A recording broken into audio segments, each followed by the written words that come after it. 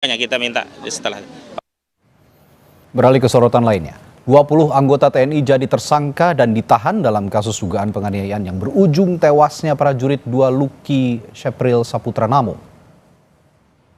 Bapak, nggak mohon Bapak, butuh keadilan buat anak saya Bapak. Pangdam 9 Udayana, Maijen TNI Pik Bukdiyakto mendatangi rumah Prada Luki untuk memberi informasi terbaru terkait kasus kematian Prada Luki yang diduga tewas di tangan seniornya. Rasa duka masih terpancar pada raut keluarga almarhum Prada Luki saat menyambut kedatangan Pangdam 9 Udayana. Thank you ya Bang Ijal.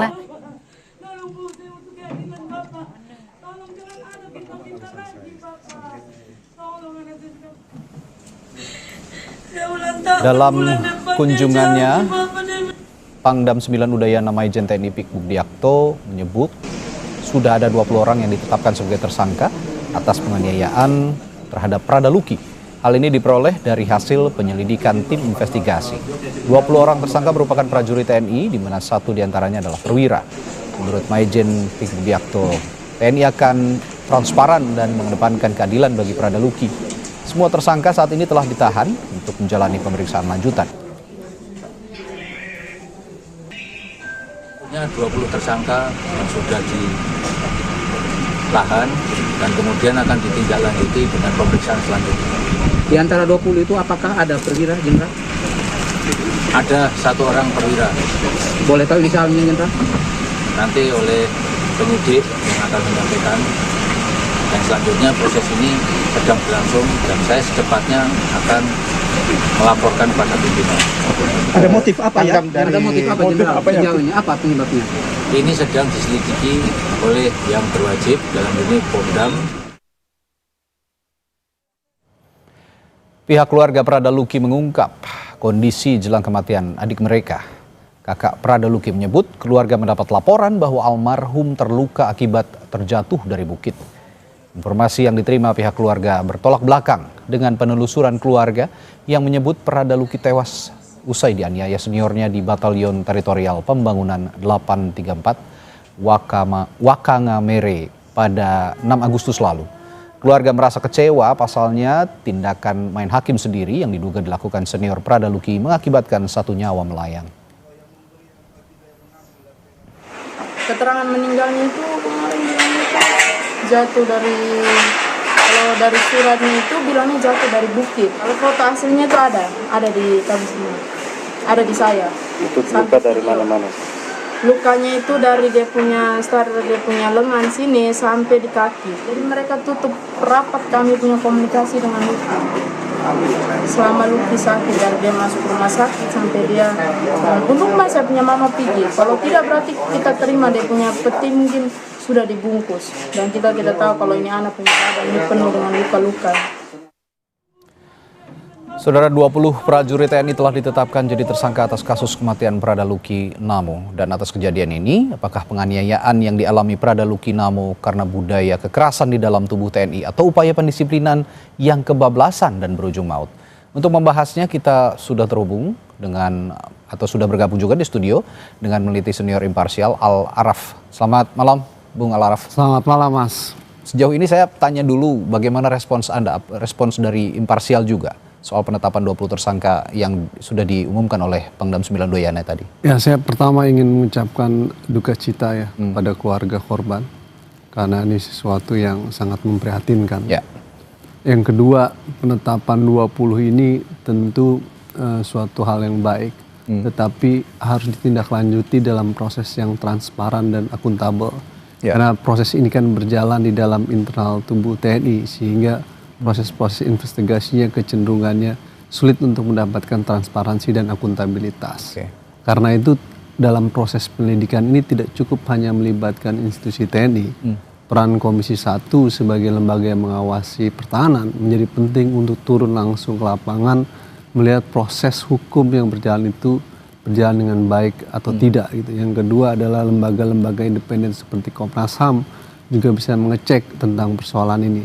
Tapi persoalan ini tidak hanya terjadi di Kupang, sebelumnya di tahun 2023, 2021 juga terjadi kekerasan oleh senior yang mengakibatkan kematian juniornya. Dalam konteks itu, ini alarm di dalam organisasi TNI bahwa ada persoalan di dalam organisasi TNI yang seringkali mengakibatkan terjadinya kekerasan, kematian kepada mereka seperti yang dianggap juniornya ini. Ini masalah serius.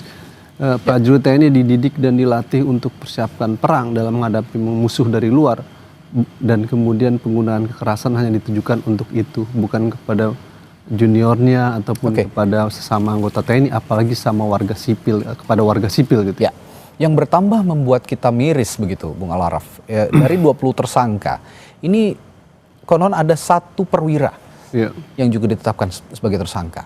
Apakah ini juga menandakan bahwa selama ini atau peristiwa yang terjadi di Kupang setidaknya ini sudah menunjukkan bahwa ada kejahatan ataupun tindakan kekerasan yang terstruktur dari pimpinannya, dari atasnya? Ada 4 faktor paling tidak yang kita bisa lihat dari persoalan kasus-kasus seperti ini. Yang pertama ada soal culture ya. Culture kekerasan dengan penyalahgunaan kekerasan yang berlebihan di dalam tubuh TNI itu terhadap anggotanya sendiri atau sama anggota TNI. Ini sesuatu yang harus mulai dihentikan gitu.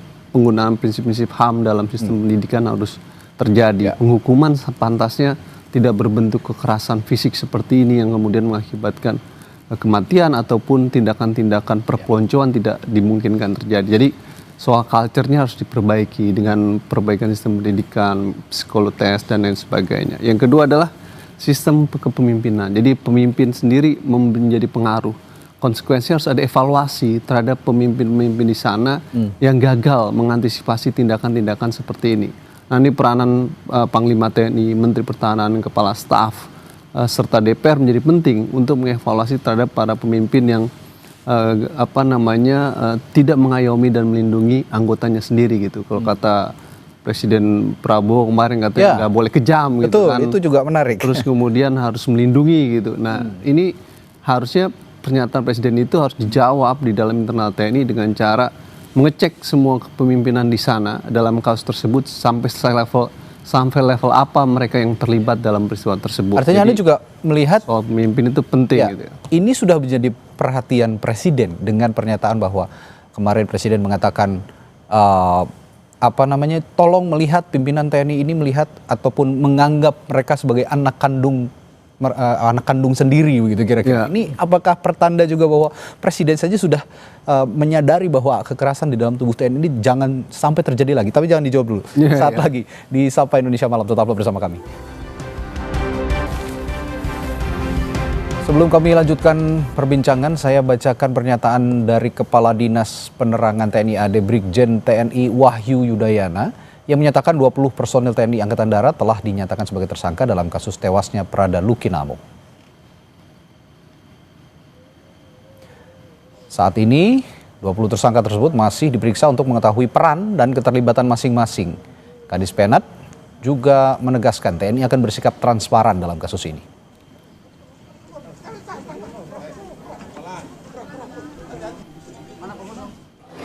Yang awal itu sudah ada 4 tersangka yang sudah ditahan dan dilaksanakan pemeriksaan sebagai tersangka untuk yang bersangkutan. Lalu ada sisa 16 personil yang diperiksa lanjutan dan pada hari ini 16 personil juga sudah ditetapkan sebagai tersangka. Sehingga sekarang 16 personil ini bergabung dengan 4 personil yang sudah lebih dulu dinyatakan sebagai tersangka untuk dilanjutkan pemeriksaan kepada yang bersangkutan sebagai tersangka, termasuk yang ditanyakan tadi apa keterlibatannya. Nanti saat pemeriksaan sebagai tersangka itu akan diketahui masing-masing peran dan keterlibatannya apa, porsinya apa yang dilaksanakan tiap-tiap personil itu, sehingga nanti akan kita sampaikan hasil pemeriksaan untuk orang per orang masing-masing dari para tersangka ini. Setiap orang tentu punya peran dan porsi. Untuk perwira di organisasi kita TNI Angkatan Darat itu setiap unit satuan tentu ada penanggung jawab, ada komandan ya, pada leveling tertentu, regu, peleton, kompi, dan tentu nanti akan diketahui saat pemeriksaan sudah selesai perannya apakah berkaitan dengan pengawasan pengendalian, ataukah berkaitan dengan kegiatan perizinan, ataukah berkaitan dengan hal-hal yang lain. Sehingga sekali lagi itu masih dalam proses pemeriksaan yang nantinya akan bisa diketahui dan porsinya asing ya. TNI Angkatan Darat akan melaksanakan proses pemeriksaan secara transparan sebagai wujud atau bentuk pertanggungjawaban kepada para personil ini ya, dan nanti itu dapat diketahui oleh publik. Kita nanti ada tahapan selesai ini untuk gelar perkara, pelimpahan, masuk proses persidangan, semua bisa diketahui oleh publik ya. Ya, pada kesempatan ini juga saya menginformasikan bahwa sebelumnya kami sudah mengundang pihak keluarga dari almarhum Prada Luki dan sempat bergabung dalam diskusi virtual di kami, namun belum ada keterangan lebih lanjut hingga saat ini pihak keluarga belum bisa kembali bergabung untuk berdiskusi bersama kami malam hari ini. Oke, baik, Bung Al-Araf, saya tadi tanya bahwa Presiden Prabowo sendiri pada saat kemarin di Batu Jajar ya dalam gelar pasukan mengatakan kepada para panglima, sekarang kan banyak panglima nih, sudah banyak panglima. Para panglima semua diharapkan semua kepada anggota-anggota di bawahnya anggap mereka sebagai anak kandung sendiri. Dan momennya bertepatan dengan momen ada meninggalnya Prada Luki ini. Ini berarti seorang Presiden Prabowo saja yang notabene latar belakangnya ada militer begitu, sudah benar-benar menyadari bahwa kekerasan di institusi TNI ini harus dihentikan begitu. Apakah Anda melihat hal yang serupa? Ya, saya rasa seperti itu, dan pesan itu juga yang memberikan pesan kalau panglima ataupun komandan batalion ataupun komandan pelton kompi yang gagal melakukan itu dicopot aja kira-kira begitu, karena dia tidak melindungi anggotanya dan mengayomi anggotanya, justru melakukan kekerasan terhadap anggotanya. Culture seperti itu harus ditinggal dalam sistem demokrasi saat ini dalam pembangunan tentara yang profesional itu. Nah, yang kedua, tapi tidak cukup hanya itu, kita harus mendorong dan mendukung perjuangan keadilan bagi keluarga korban, karena penetapan tersangka itu masih tahap awal gitu. Perjuangan menuju keadilan dalam sistem peradilan militer ini sesuatu yang rumit dan kompleks masih, karena ada kecenderungan dalam beberapa kasus yang mengakibatkan kematian baik anggota militer sendiri ataupun warga sipil, itu hukuman dalam sistem peradilan militer itu ringan. Misalkan dalam peristiwa matinya warga sipil di pemuda di Medan itu hanya 2,5 tahun gitu ya, atau sebelumnya di Deli Serdang, atau dalam kasus kematian pendeta Jeremia itu hanya 1 tahun atau 2 tahun gitu. Artinya ada kecenderungan sistem peradilan militer itu dalam menghukum para pelaku kejahatan itu ringan, sehingga perjuangan keluarga korban di Kupang itu masih panjang, dan karena itu kita membutuhkan dukungan. Nah, jauh lebih dari itu, peristiwa-peristiwa yang terjadi di Deli Serdang, Medan, Kupang, ataupun Papua dan beberapa lainnya dalam peristiwa-peristiwa yang melibatkan anggota militer yang melakukan kekerasan, terlibat kekerasan, dan kemudian dihukum dengan vonis ringan, harus menjadi pelajaran buat parlemen untuk segera melakukan reformasi peradilan militer melalui revisi Undang-Undang 3197, sehingga kasus-kasus seperti ini yang mengandung unsur tindak kejahatan umum dapat diadili dalam peradilan umum, karena mekanisme peradilan militer itu tidak memenuhi prinsip-prinsip fair trial tuh, tidak memenuhi prinsip yang adil dan baik. Pertanyaan saya selanjutnya ada hubungannya juga dengan trial yang akan dihadapkan pengadilan militer terutama nanti. Nah, khususnya imparsial. Terakhir saya bertanya soal ini, apakah melihat kebutuhan intervensi eksternal seperti misalnya Komnas HAM atau pengadilan sipil untuk menjamin transparansi dalam proses ini misalnya? Ya, Komnas HAM, LPSK, lalu kemudian DPR menjadi penting untuk memastikan transparansi dan akuntabilitas. Tapi itu kan sifatnya sangat reaksioner dalam kasuistik.